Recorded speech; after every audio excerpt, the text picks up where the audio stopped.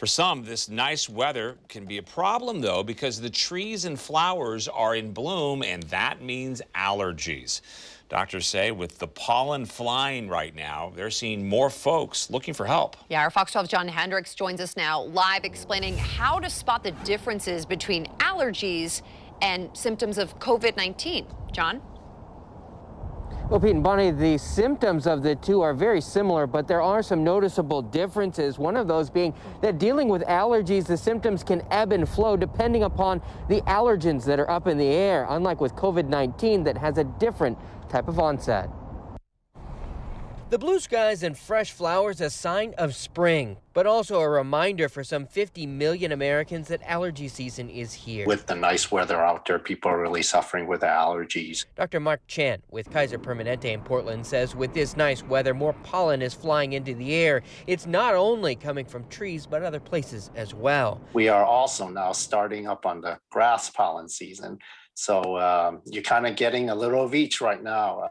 And with the beautiful sunny weather we're having, the pollen levels are really quite high. Dr. Chan says because of the pandemic, it is important to recognize your symptoms as to not confuse allergies with COVID-19. Whereas with the COVID, certainly there is a much shorter period of time before contracting the infection, and you have this buildup of the symptoms. Here's a look at some of the similar symptoms. In the middle, you can see cough, shortness of breath, and congestions, all things you experience with COVID and allergies.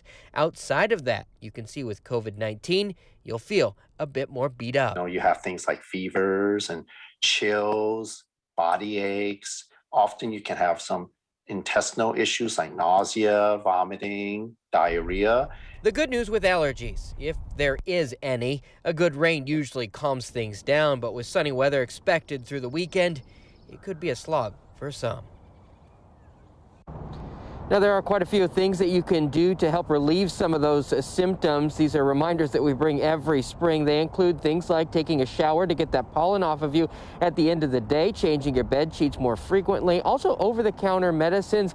Also avoid going outside and run an air filter in your home. Dr. Chan also says that these masks that we've been wearing can also help a little bit. They give just a little bit of a defense against getting some of those particles up and into your sinuses. Reporting live tonight, John Hendricks, Fox 12 Oregon.